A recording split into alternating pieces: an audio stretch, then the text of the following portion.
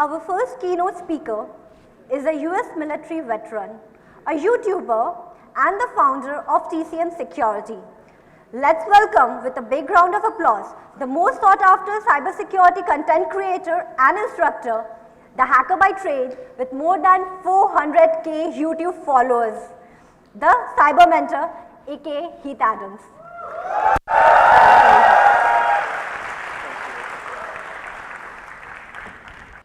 Namaste, how are we doing?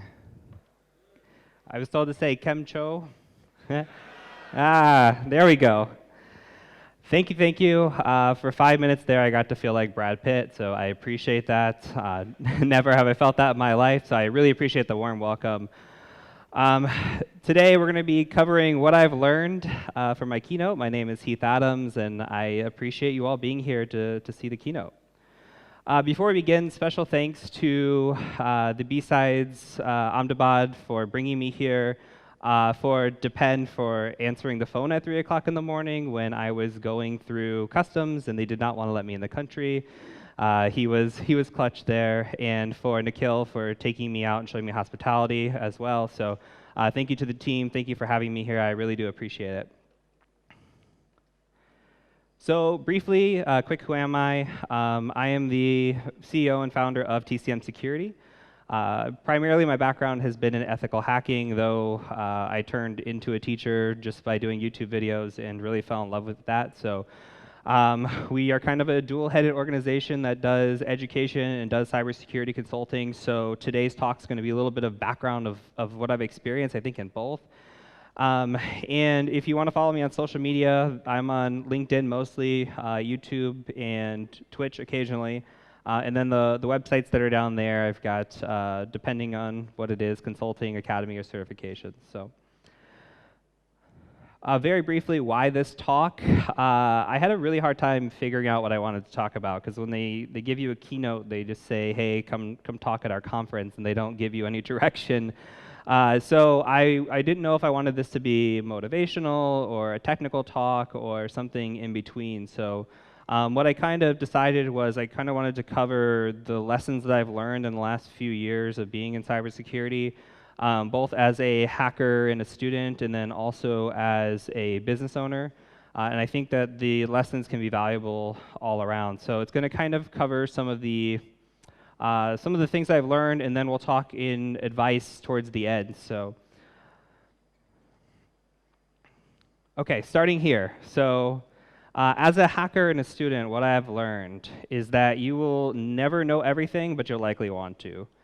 Probably a lot of us in this room are overwhelmed or have felt overwhelmed by cybersecurity, especially if you're thinking about the world of hacking.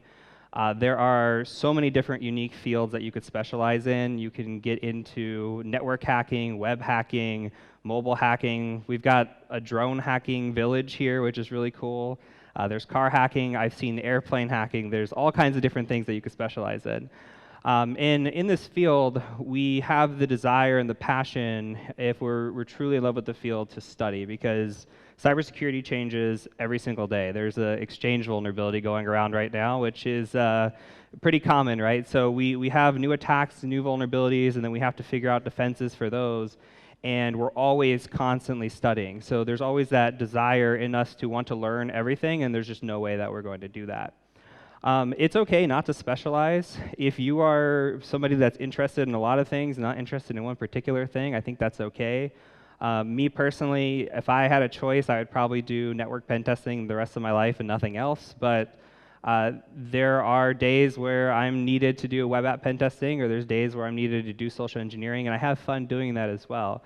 I'm not an expert in any field by any means. I just am a kind of a jack of all trades, and I think that that's okay too. I think there's a lot of pressure on us to, you have to be really good, or you have to be the best bug bounty hunter, or the best network pen tester, or best hacker, and that's not true. You can get by being okay and being competent, and I think I'm proof of that. Lastly, it's important to find what makes you happy and then use that to stay motivated. So for me, I choose things that I'm studying and I'm interested in once we get to a baseline. We'll kind of talk about that a little bit later, but Like, I wouldn't go study something. I could take an example. When I was first starting out in cybersecurity, and my manager said, hey, you need to go do this AWS training, and I had no passion at the time about cloud security. So when I was forced into a training that I didn't want to do, it was kind of like pulling teeth. I didn't have any interests, and I really didn't have any motivation to do anything. And then when I took time for myself and started studying the things I was passionate about, I really blossomed and excelled, and I use that to motivate myself. It's little bits and pieces of things that you can do. And there's sometimes things that we have to study that we don't want to study. There's parts of hacking that maybe we have to go through. Like for me, buffer overflows, I didn't want to learn how to do that, but I learned how to do it. I went out and started teaching it, and it made me more comfortable with it. But it was one of those things in the hurdles that you had to get over in order to kind of move to the next step and be successful. So you have to find what makes you happy, what makes you motivated, and you have to stay motivated and keep studying if you want to be successful in this field, because it will leave you behind if you do become complacent. Because of all of this, it is very, very easy to burn out. Many of you just came up to me and talked to me about the post I made recently about stopping the PMPT Live, and that was because of burnout. There's just too much going on at once for me to successfully maintain everything. So it came down to a point for me where I was running a pen test company, we're running YouTube channel, we're doing live streaming and creating content for that, and I also have relationships to manage, friendships to manage, and when you start to notice things falling apart on that aspect, you really have to realize you're burning out and where to stop and when to stop. So, and also because of this, we often have imposter syndrome. Like, I think everybody in this room has probably experienced imposter syndrome, and I'll be the first one to tell you I still experience imposter syndrome. It goes away as you get better, but I don't think it ever truly goes away. You always, if you're the personality type that's in cybersecurity, you always want to learn more, and with that, I think comes a little bit of imposter syndrome. And it's easy to want to give up, especially in the world of social media where you see everybody's successes posted, but not everybody's failures. It's easy to say, oh, wow, that person is just getting bounty after bounty, and they're getting 50,000, 100,000, I'm sitting here and I can't find anything. Or they're getting jobs and they're getting offers and they're excelling in their career and I can't find even an interview. So it's very easy to see the successes on social media and not see the failures behind them and want to quit because of that. And as a hacker, I think the world would be significantly safer with these three things.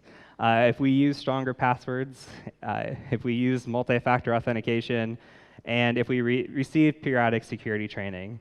And I'll cover this here just a little bit briefly because I realize I'm preaching to a security crowd, but I did find this while perusing Netflix, and I think it's a fantastic watch, so I'm going to show this really quick.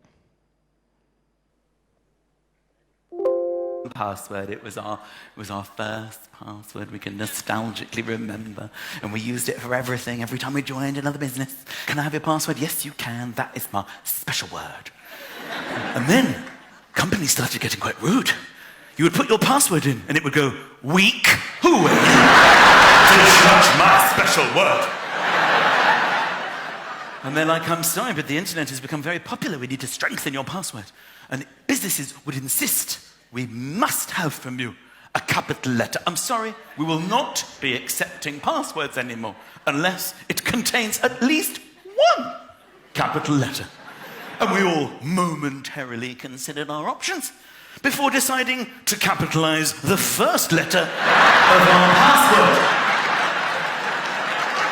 And for a period of time, that was fine. But the internet became even more popular. And then businesses started saying, I'm afraid you cannot join unless you have at least one capital letter and at least one number.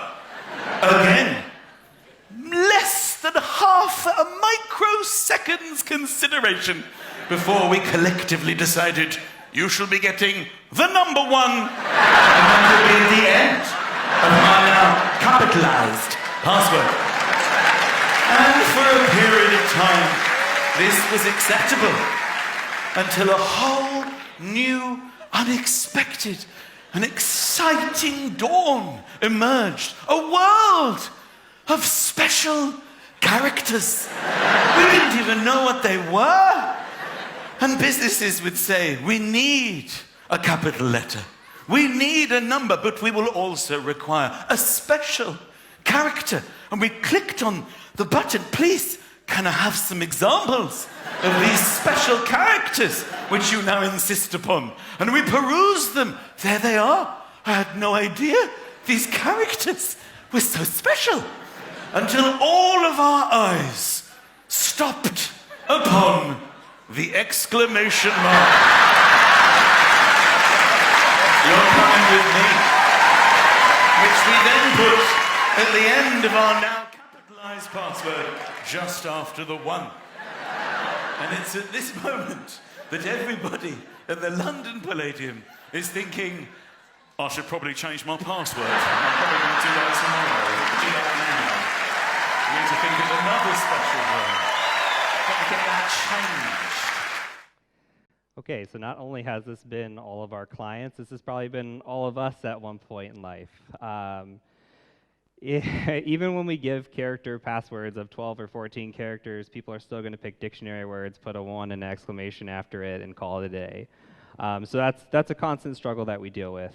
And we deal with getting companies to enact multi-factor authentication, and we deal with a lot of these issues where it's just constant user training is required. And as a hacker, what we see on the pen test side especially is if we're looking at an external pen test, we're doing a lot of open source intelligence, and we're trying to gather data, and we're trying to use that against an organization.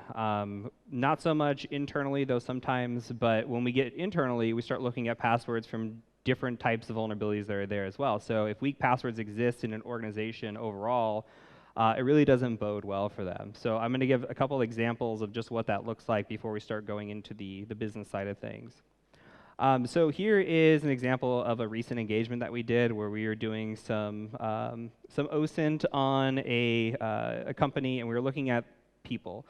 This website is called The Hashed. It is a database of breach credentials and breached information that's out there. So anytime a breach is collected, these websites collect them and then use that and store them in databases. So what we were after is figuring out if the person had ever been involved in a breach that we were targeting. And we look at, while we don't attack personal email accounts, we still look at personal email accounts because we want to start gathering data. And if you've ever watched a crime show where they start pinning up the pictures in the newspapers and they start drawing the red string and going from there, that's kind of what this is like. All we did at this point was just search a person's name, and their name was unique enough to just show up with some results.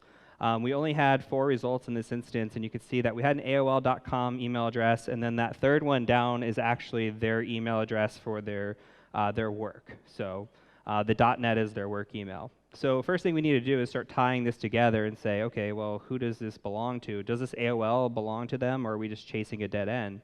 And we can see the phone number that was in one breach actually ties into the same phone number of another breach from a different email account. So now we know that the phone number belongs to the same accounts, and we know that those are tied together.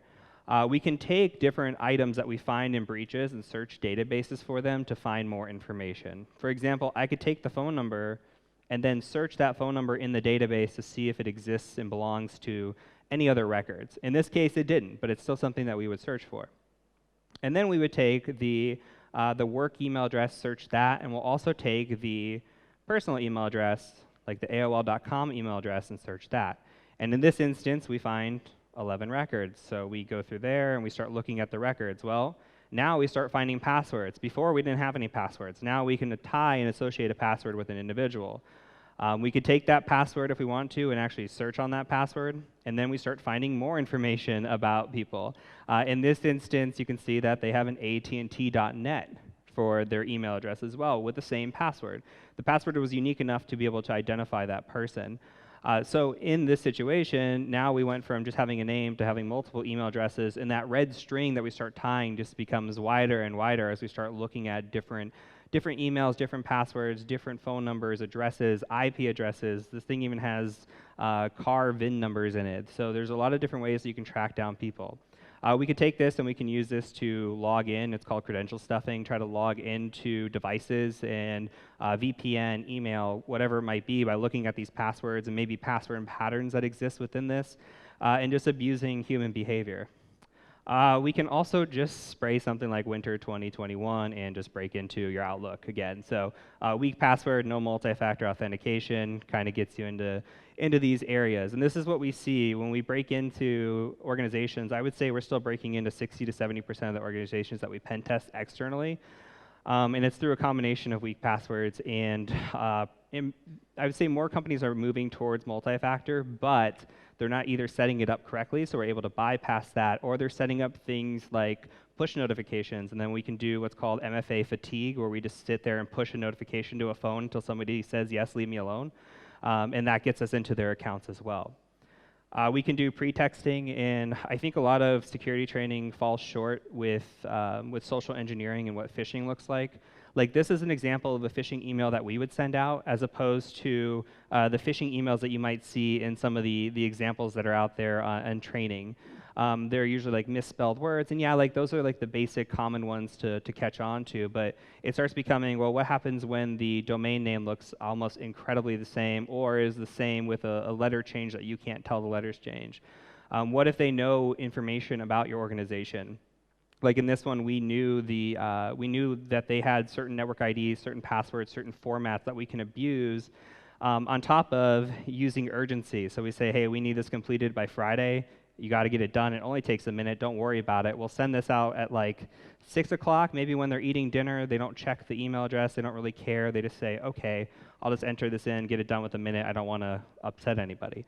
And this is more of what a successful phish looks like than kind of the examples that we see online. So it really becomes training users to identify things like that. Of course, having policies in place, but really social engineering, weak passwords, and MFA is the most common way that we get in, and I think that's the most common way most hackers get in. So preaching to the crowd, but if there's some things I could change, that would definitely be it. So as a business owner, I'm going to switch over to this. Unfortunately, what I've learned is most organizations don't care about their security until they've been hacked, which they'll call you and say, hey, I've been hacked, what can you do? And now they've spent who knows how much on ransom when they could have just paid a fraction of that for security consulting or for proper IT implementation. Or until they've been forced to. So if an organization has insurance tell them, or has a client tell them, or has compliance tell them, then they come around for an engagement or for security consulting. And I would say, unfortunately, that is the majority of what we see, not the minority. But that doesn't mean that we shouldn't care about the organizations that come to us that are like this. We call them check-the-box organizations because that's all they're looking to do. But it doesn't mean that we should treat them any differently when we're giving them an assessment. And unfortunately, sometimes as well, we're seen as the enemy when we are the pen tester. We have organizations that come through and they think that we are trying to make them look bad, we're going to get them fired, and we are just there, honestly, to help them learn and help them improve their security. But it's hard to get some clients to realize that. So.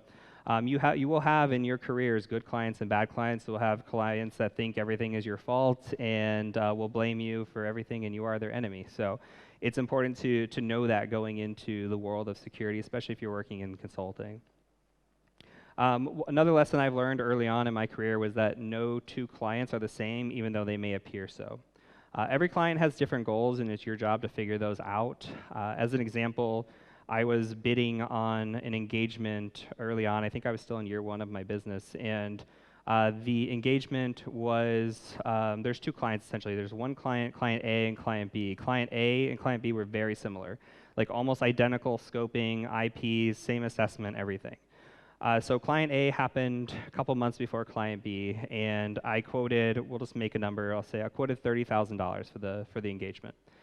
And they came back and they said, hey, we went with somebody else, and I knew somebody at that company, and they said, hey, they ended up paying us $60,000 for the engagement. So there was value there. If you come in too cheap, sometimes companies don't take you serious. And so understanding that, or taking that early lesson, I said, okay, well, when company B came around, I'm going to quote them $60,000. I've been here before. I know exactly what's going to happen. And they came in and they said, you were double everybody else in your price. So I was $30,000 over where I should have been. So that was really confusing for me, but it was eye-opening because I realized that every organization has different goals. And that goes back to checking the box. Company A wasn't looking to check the box. They actually cared about their security. They wanted to have in-depth assessment done on their organization. They wanted to make sure that everything was found that could be found within their time frame, and they wanted to take a methodical approach where Company B wanted to pay as least as possible, and they wanted to check a box and make sure that they could continue on in business with their compliance or their shareholders or whoever might be requesting it. So every organization has different goals. If you ever get into business, it's definitely your job to figure that out. But if you do get into consulting, it's important to know ahead of time, even in the scoping process, like what is the goals of your client, and how can you adapt to the goals of your client.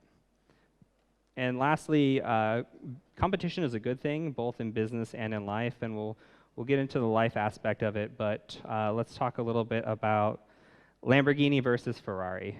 And these are two of my favorite brands, and I really like this story. So back in the day, back in the 20s, Enzo Ferrari was a race car driver. He started working as a test driver, eventually became a driver for Alfa Romeo, and he did that for quite some time. I want to say it's a better part of a decade. He was in 40-something races, ended up winning 10 or 11 of them. He was pretty successful as a driver. But race car driving is dangerous nowadays. If you can imagine how dangerous it is now, you can imagine 100 years ago. It was very dangerous. Once he had his son, he decided that he was no longer going to be a race car driver. In retirement, he decided to start up a couple companies, one of them being Ferrari, which is the luxury car brand.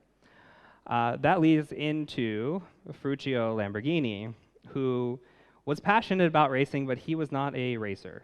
He grew up as a tinker. He was a mechanic's son. He was a mechanic himself.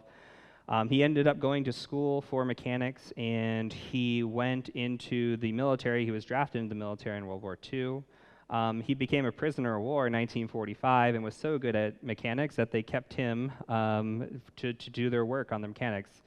Eventually, they let him go, and he started using that experience that he's gained along the way to start a tractor company. So he wasn't passionate about farming, but he built farming equipment, and he realized that when he was working in Italy, that the farming that was done out there, it could be done a lot cheaper.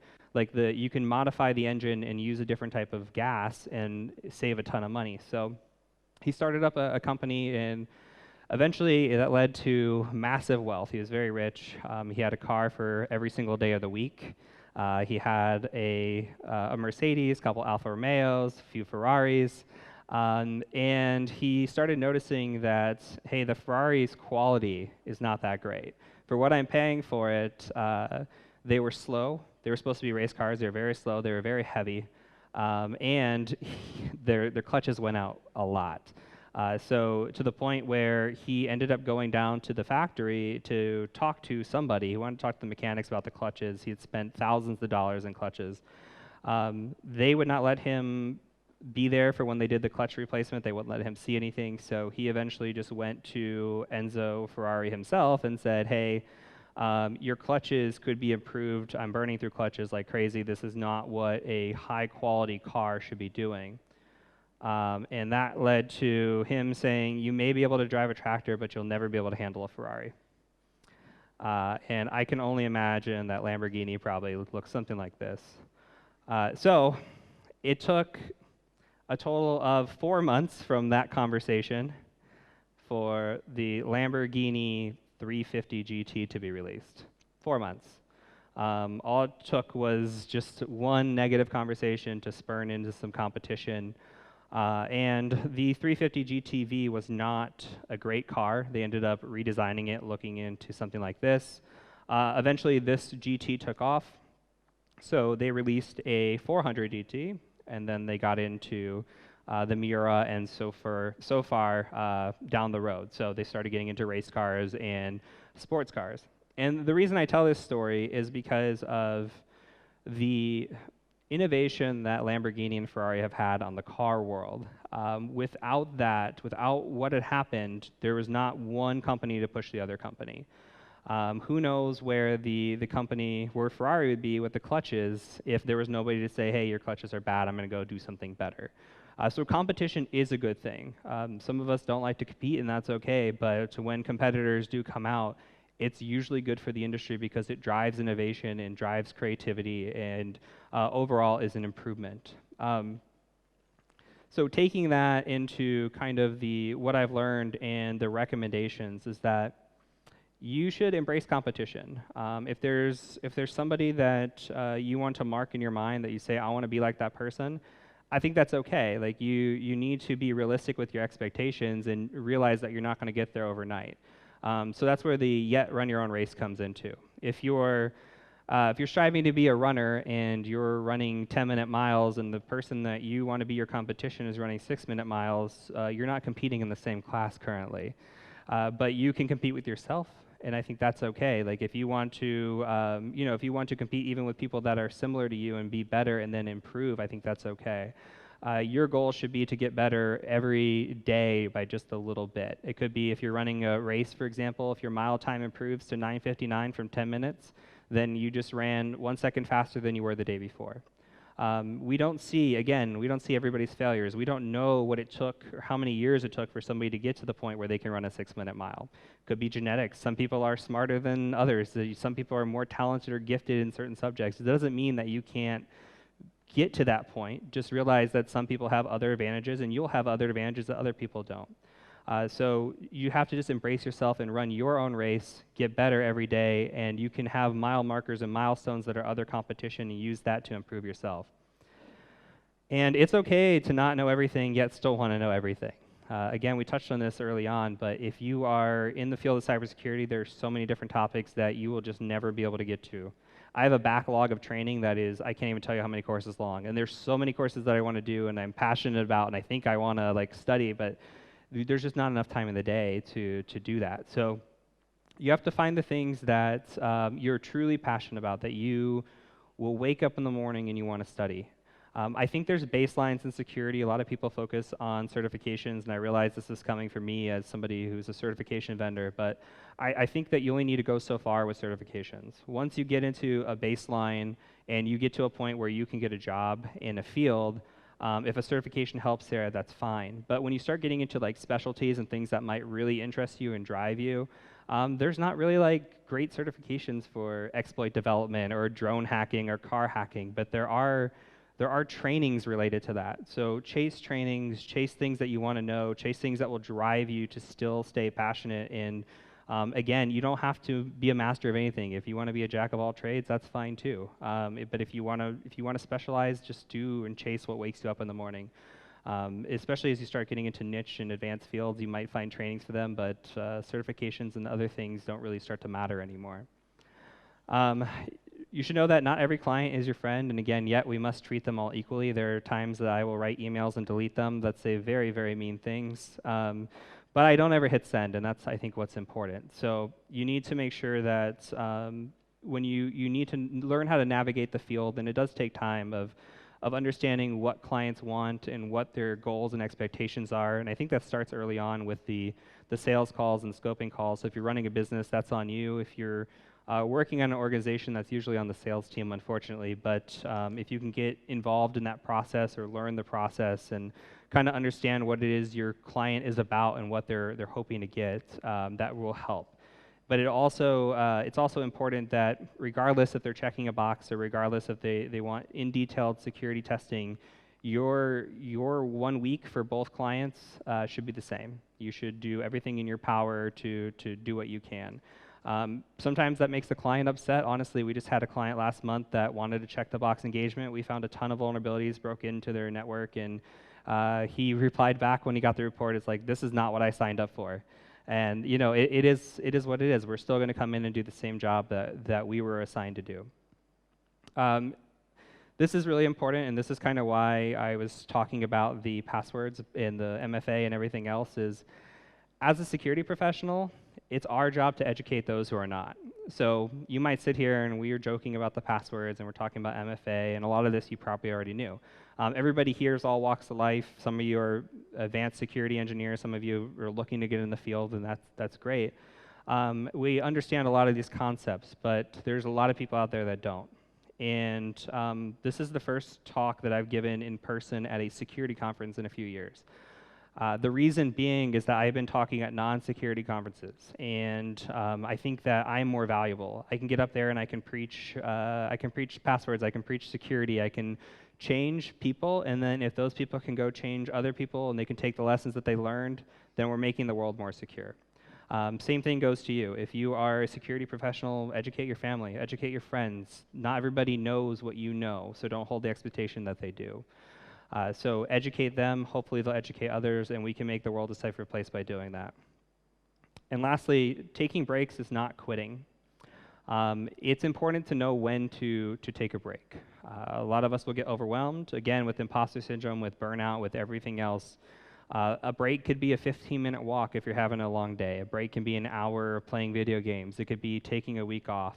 If you just got through a very hard certification and you need some downtime, take a month. Like, listen to your body and know when you're ready, because at a point you hit a curve that starts to be detrimental. And I talked about that earlier, where if you try to do too many things at once, you start to burn out, you start to negatively affect things around you. So understand your body, listen to your body, make sure that you're taking breaks when you need to. And with that, I'm out. So thank you so much for having me. I appreciate you being here, India. Thank you so much.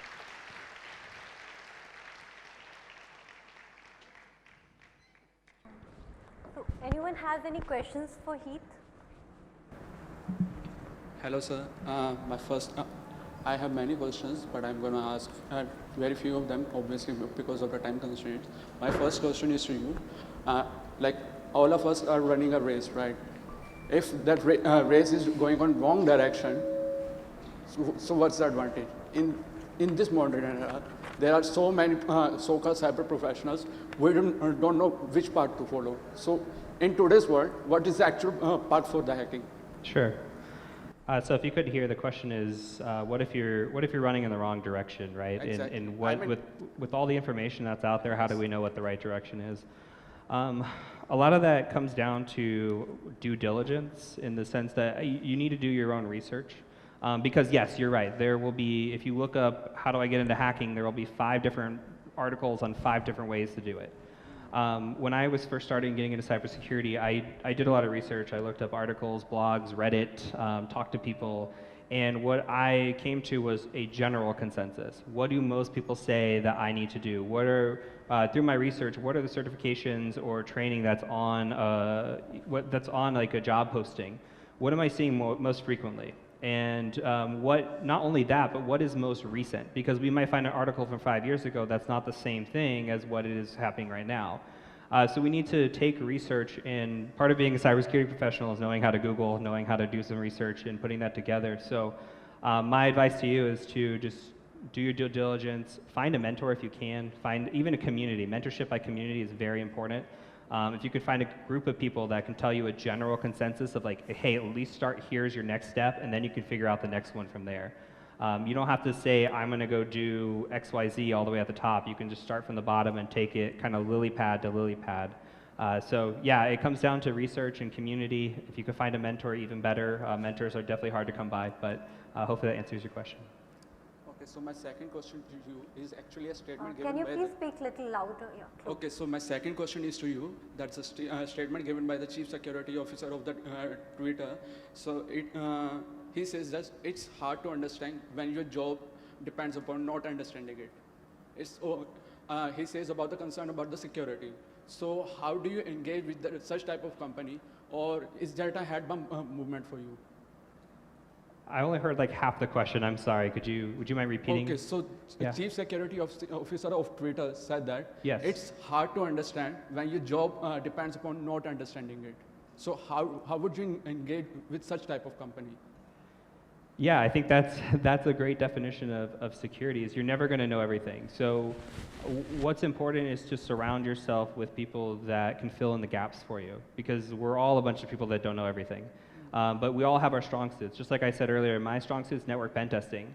If I want somebody to come in and do like a mobile pen test for our company, then I'm going to go hire somebody that does mobile pen testing. I'm not going to try to go do all of that myself, because I know where my strong suits are. So it comes to understanding yourself and learning that, and then also having a team around you that can fill in the gaps and fill in the needs. You know, with Twitter, we've heard some good and bad come out recently. So it sounds like maybe, you know, on management, they weren't filling in the needs of where that was. So you know, it comes down to a company level as well. There's only so much you can do as an individual if you're, you know, if you're not a manager, you're not somebody that can bring in people that fill in those gaps. But you are good at what you're good at. You're good at what you're passionate about, and it's up to management and the company to kind of fill in where they can. So my last question is to you. It is kind of two-parted one. So what's your worst face bump movement for a company? My worst what? I'm sorry? Face bump movement. Like you see they are making a huge mistake. I'm not sure I understand the question. I'm sorry. I said, what's your worst face bump movement? Sorry. Oh, face bump. Gotcha. For like organization security or just from organization. Like my mistake? Oh, okay. Yeah, so this week actually, we just had one of our pen testers, Joe Helly, he posted on Twitter of a finding that he found on a pen test. It was a VNC server that was unauthenticated. When you logged into the VNC server, LastPass was open. And when you went into LastPass, it was the IT administrator, and that was domain admin credentials sitting there. So that was our most recent face bump, though we've had quite a few. So, yeah. Thank you. Thank you. Any other questions? Okay, I see one more hand over there. Can you please pass on the mic?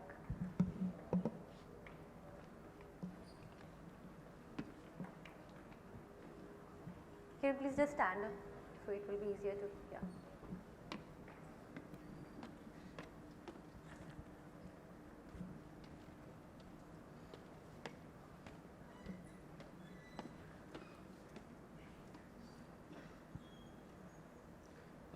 Hi, TCM.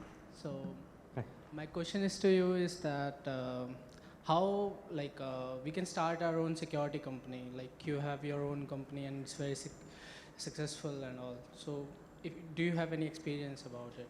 Yeah. So you got to have a strategy, and you got to have kind of a niche. What makes you different? Who are you going to sell to? Who's going to be your target audience when you first start your company? For us, it was like I didn't have to do any marketing because like I was already somewhat popular on YouTube. I was getting to the point where companies were coming to the company I was working for and saying, we saw Heath, we want Heath to do the pen test. And that kind of like light bulb, hey, if companies are willing to do that, they're probably willing to come to me directly. So my marketing strategy has always been inbound. But if you're somebody that like doesn't have outbound or inbound marketing like that, then you have to start saying, well, where am I going to find clients? Am I going to write a lot of blog posts and do SEO? Am I going to raise money and pay for Google Ads and figure that out? Am I going to start locally and start knocking on doors of local businesses and start small, gaining referrals and going from there? So you have to figure out who's your target audience going to be? Who's your target business? Maybe it's even a specialized business, right? Like maybe you go into banking or you go into hospitals or something. You can niche into a specialized area. You need to figure that out, and then how are you going to differentiate between everybody else out there? And there's a lot of different things you need to navigate. Like you can't charge too much, you can't charge too little. Sometimes charging just right is wrong, so you have to like figure out where you're gonna separate. For us, it's always been quality. We can say, hey, we've got all these referral letters, so you can ask any of these clients what they think of us. And if you go out to social media or you go out to Google or you go out to like news articles, you'll see our name there. So we're reputable, we've got quality, you don't see negative things about us. And you can get to that point, and then maybe you can start charging more.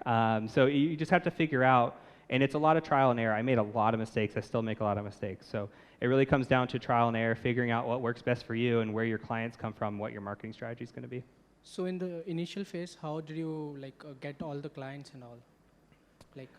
They have always been inbound. Like we just hired a salesperson for outbound for the first time, but it's always been through SEO and marketing. I will say that I've got a really good friend who owns a very successful cybersecurity company, and they started with taking very little salary. They landed a big client through referral. They used that client to bankroll learning how to do Google Ads, which is very expensive and takes time.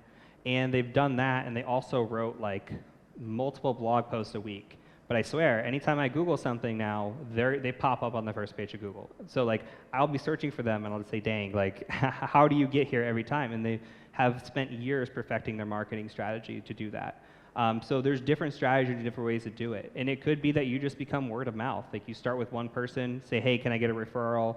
I'll give you 10% if somebody comes over, or whatever it might be. Like you'll have to figure out what works for you, and you might have to do some studying in other areas of just like, other than just like cybersecurity. You might have to go take a marketing class or a Google class or SEO or something along those lines to really figure out.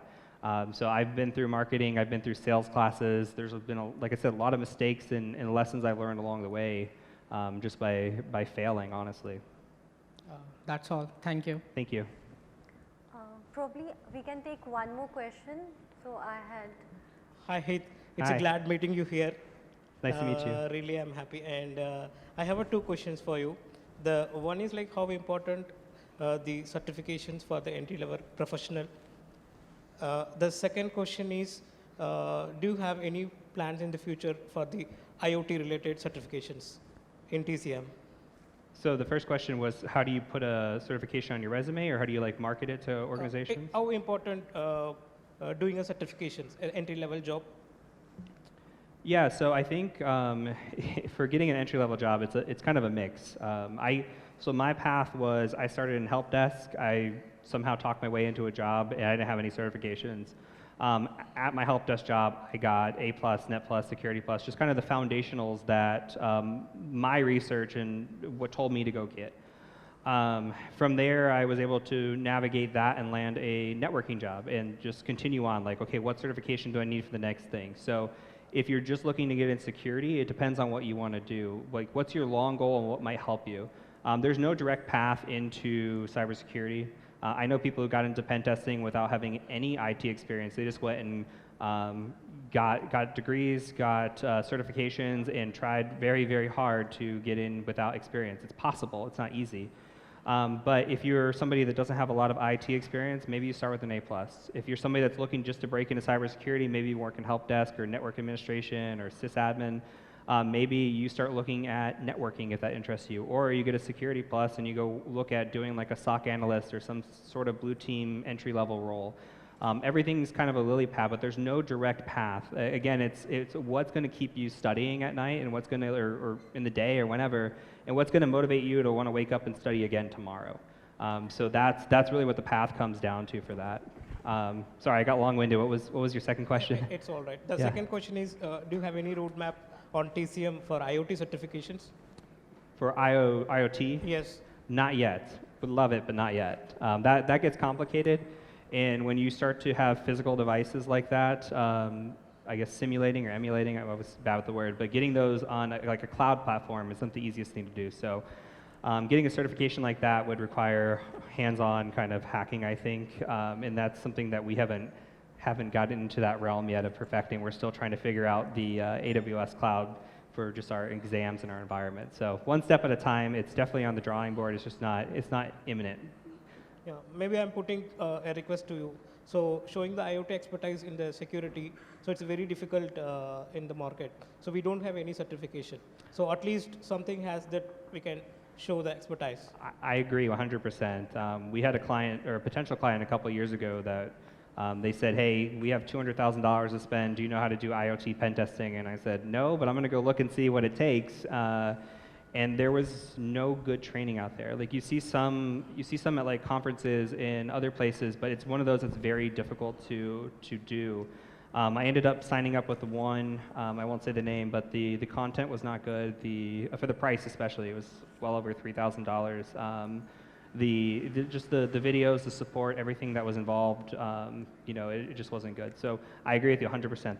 There's a niche. If somebody's in here and wants to make a course and make stuff, there's a niche right here for IoT for sure. So Yeah. Thank you. Once thank again, you. happy to meet you here. Nice to meet you as well. Yeah. We'll have to stop here. So Heath, last year after your keynote, we wanted to show you the full house. So today you're getting this view. Do you like it? Love it. This is awesome. Make some noise for Heath.